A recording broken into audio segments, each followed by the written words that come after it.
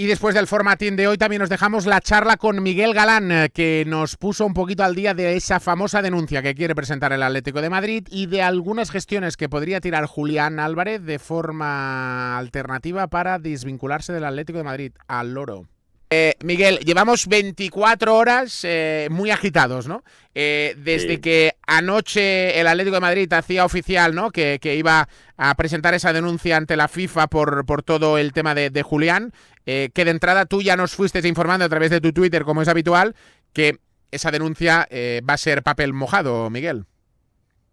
Sí, claro, porque cuando es un conflicto entre dos clubes españoles, se aplica el reglamento interno de la Federación Nacional y de la legislación laboral de España, en este caso. Por tanto, la FIFA no tiene que intervenir. Ahí ya hay mucha jurisprudencia en ese sentido, en lo que es el TAS, ¿no? Que es el Tribunal de Arbitraje Deportivo del mundo, ¿no? Deportivo. Y por tanto, en un eventual litigio, pues la denuncia que quiere interponer el Atlético de Madrid la tiene que hacer ante la jurisdicción social, del juzgado de lo social, o ante la Federación Española de Fútbol, que tampoco tendría ningún recorrido en ese aspecto. Por tanto, ya desmentimos una cosa, que es que la gente está hablando otra vez, como pasa con el caso Negreira. Acordaros que en enero decía que la FIFA iba a sancionar al Barça por el caso Negreira. Luego ya dijeron que la FIFA no, que es la UEFA. Bueno, pues ahora lo mismo. Ya se hemos descartado la FIFA, ahora vamos a los órganos internos. Por tanto, que ha descartado que la denuncia fuera ante la FIFA. Y si fuera ante la Federación Española de Fútbol, tampoco tiene ningún recorrido esa denuncia. Por lo tanto, pase lo que pase, vaya donde vaya esa denuncia, Miguel, que el culé esté tranquilo porque no va a pasar absolutamente nada. No pasa absolutamente nada porque hay que demostrar la inducción del Barcelona. Salvo que mañana salga un contrato firmado entre ambas partes o algo bueno, lo único que hay, y todavía no se ha resuelto el contrato. Por tanto, todavía la denuncia no se puede activar. Sí, si todavía se hubiera resuelto el contrato, vale, pero es que si se resuelve el contrato, una de dos. O es porque el Barcelona paga los 500 millones de euros, por tanto, no lo va a hacer. Por tanto, no se puede activar la denuncia porque el Barcelona no va a pagar los 500 millones de euros. Y otra, porque el Barcelona hubiera pagado 100, 120 millones de euros porque hubiera llegado a un acuerdo con Atleti. Si ha llegado a un acuerdo con Atleti, tampoco puede haber denuncia porque ha llegado a un acuerdo con Atleti. Por tanto, es que la denuncia en ninguno de los escenarios va a suceder. Salvo que hay una decisión unilateral, que es la que comentó esta mañana por parte del jugador, aplicando la ley, el Real Decreto 1006 de 1985, ¿no? Que es la ley de deportistas profesionales tan famosa en España, ¿no? ¿Esto puede ser, Miguel, que el año pasado, con toda la jarana de Nico Williams, ya nos lo contaras? ¿Que Nico Williams se podía haber Sí. aferrado a esto también? ¿Puede ser? Sí, también. Sí, porque es un Real Decreto muy antiguo, además, como estáis viendo, que es de 1985, y se ha utilizado otras veces. Ya he puesto yo el caso de Zubiarrea, y entonces se puede aplicar.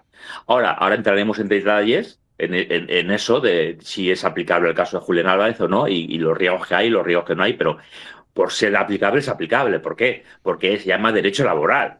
Y Julián Álvarez es un trabajador y el Atlético de Madrid es una empresa que residen en España. Por tanto, se le aplica la legislación laboral de España como a cualquier trabajador en España, a cualquier empresa en España.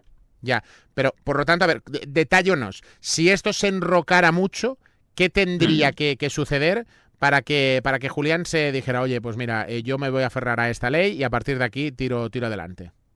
Pues mira, lo primero que tendría que hacer es un burofax de Julián Álvarez al Atlético de Madrid, rescindiendo unilateralmente el contrato, conforme al artículo 16 del Real Decreto 1006/1985 de deportistas profesionales, y una vez resuelto, con esa resolución, con ese burofax, pues ya puede firmar contrato con el Fútbol Club Barcelona y pedir a la Federación Española de Fútbol que le haga la licencia, de la baja licencia del Atlético de Madrid y de alta la licencia en el Fútbol Club Barcelona.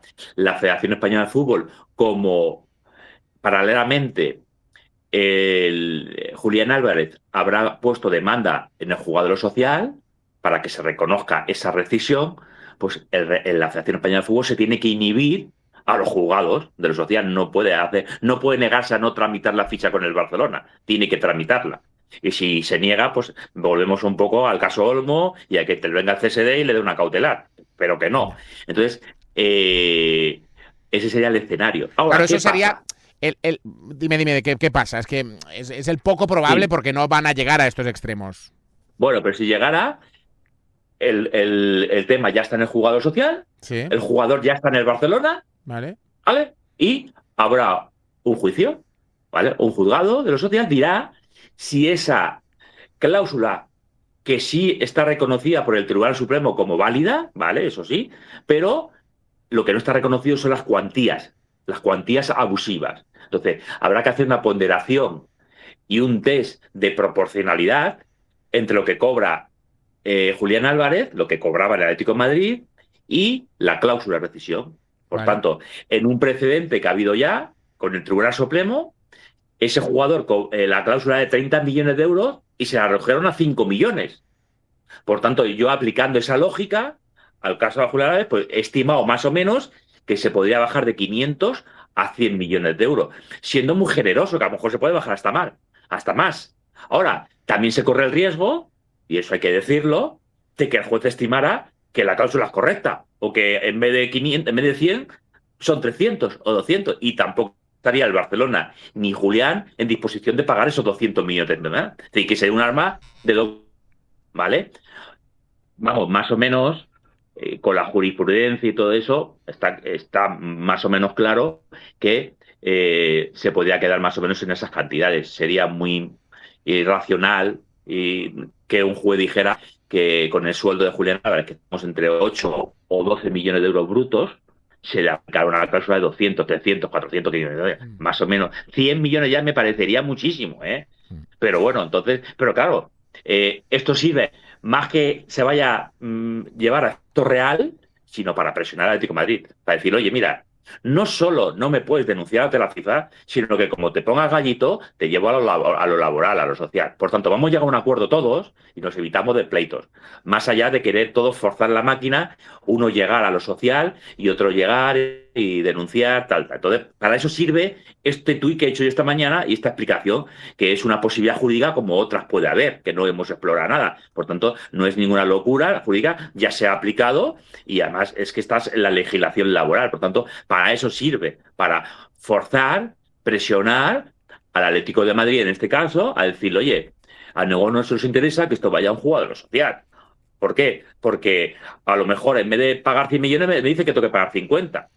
Y a mí, a lo mejor, en vez de pagar 100, me dice que hay que pagar 200. Entonces, vamos a llegar a un acuerdo, a sentarnos, y eso de la denuncia a la FIFA, pues ya sabe, ya se le ha caído, porque ya con esto se le cae, ¿no? Y además, yo he hablado con gente de la Federación Española de Fútbol y me han dicho que la denuncia que pudiera poner el Atlético de Madrid en la Real Federación Española de Fútbol no tendría ningún recorrido, porque hay que demostrar esa inducción, y esa inducción es muy difícil de demostrar, de que, evidentemente, los contactos existen, pero más allá de lo que saliera mañana diciendo el presidente del Barcelona, acabo de hablar con Julián y estoy convenciendo para que salga al Barcelona, pues que no es el caso, porque en esto el señor Juste es muy precavido, no va a haber. Entonces, la denuncia está claro que no tiene. Y además, me hace gracia que el que haya anunciado esa denuncia sea Miguel Ángel Gilmarín, con todo mi respeto, porque ha querido dar lecciones de respeto y de honorabilidad al Barcelona y a Joan Laporta cuando él no la ha tenido nunca.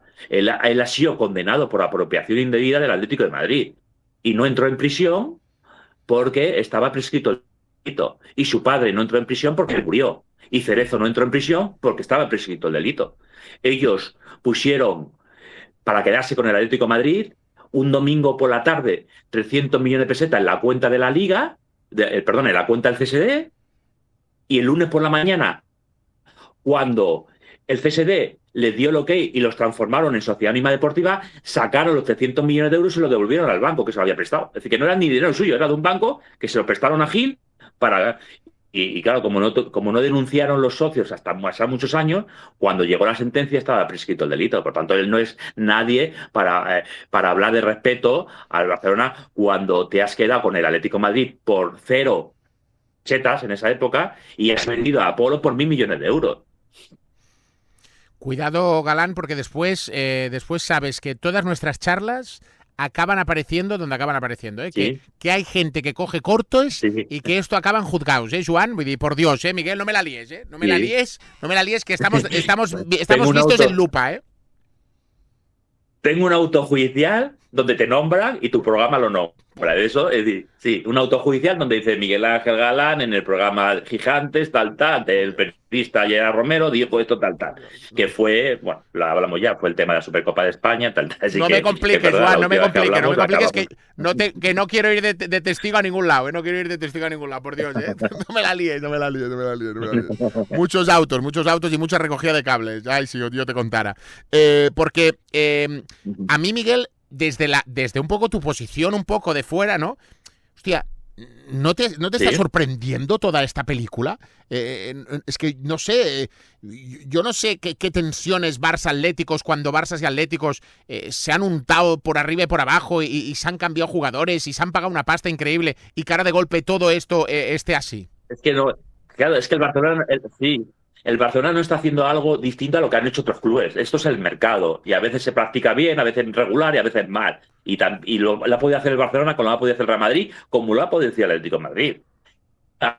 Además, aquí se cae un componente de una especie de unión entre el Madrid y el Atlético de Madrid para intentar fastidiar al Barcelona, deportivamente hablando, ¿no? Es decir, y se juntan las redes sociales un poco de catalanofobia.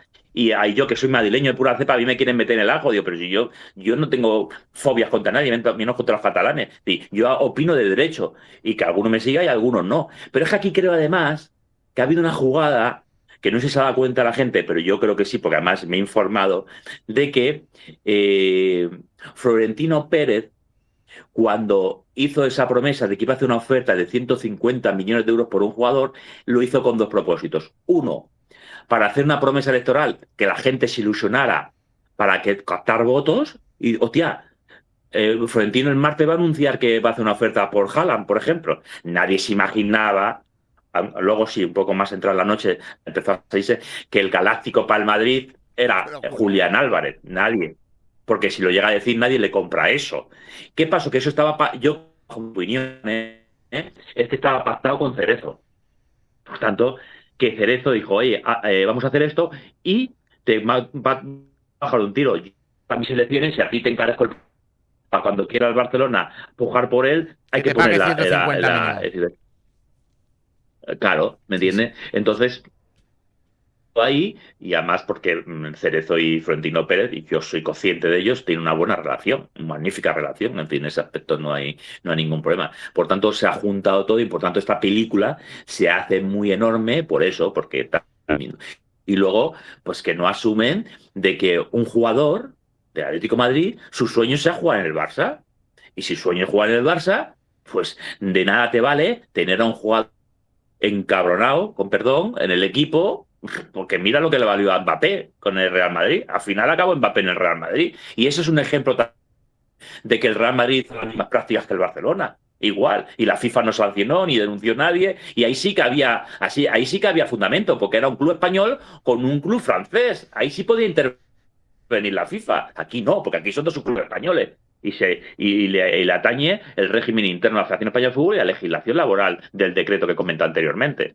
Por tanto, claro que es una película. Me está sorprendiendo pues mucha gente que quiere fastidiar y desde la capital pues se unen fuerzas pues, para ir en contra de Barcelona. Entonces, yo veo las cosas y intento analizar jurídicamente. Esta semana he dado tres noticias importantes del Real Madrid a favor del Real Madrid. El Supremo que ha ganado el Real Madrid a la Liga y ha pasado sin pena de gloria. Ha tenido 20 tweets, 20 de like. ¿Qué culpa tengo yo que no le dé los madridistas like? También dije que Raúl Asencio era inocente y la fiscal no le va a acusar. Lo dije hace meses, lo he dicho ahora y no le han dado 20 likes. Por tanto, yo opino también. Y hace poco hablé del Rayo Vallecano y de lo Oviedo. ¿Qué pasa? Que lo del Barça, pues como tengo más seguidores del Barça, pues tienen más repercusión. Ahí están mis tuits de Madrid, como he hecho hace poco, que es que fue ayer el tuit cuando dije que el Real Madrid llevaba razón y le han dado la razón en el Supremo con el tema de la Liga y del CVC.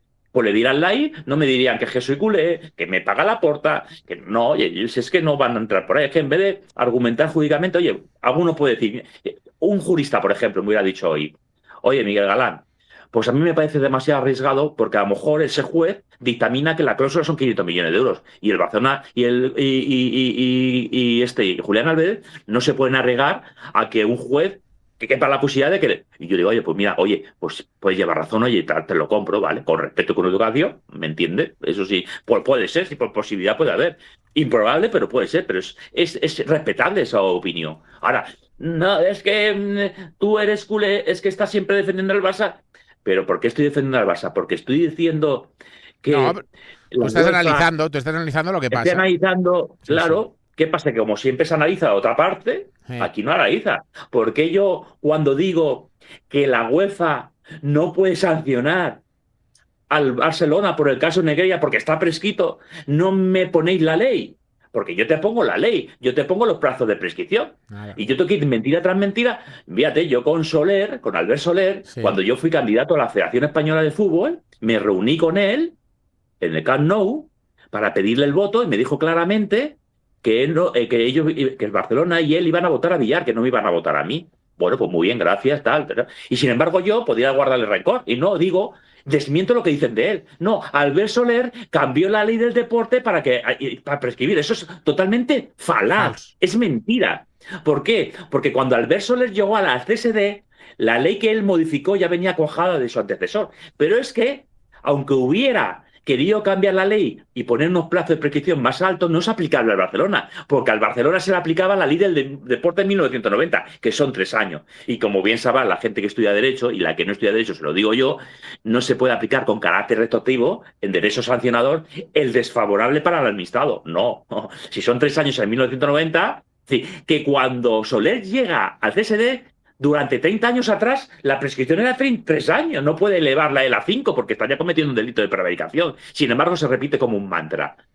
Bueno, Soler y cambió. toda la borregada lo cree.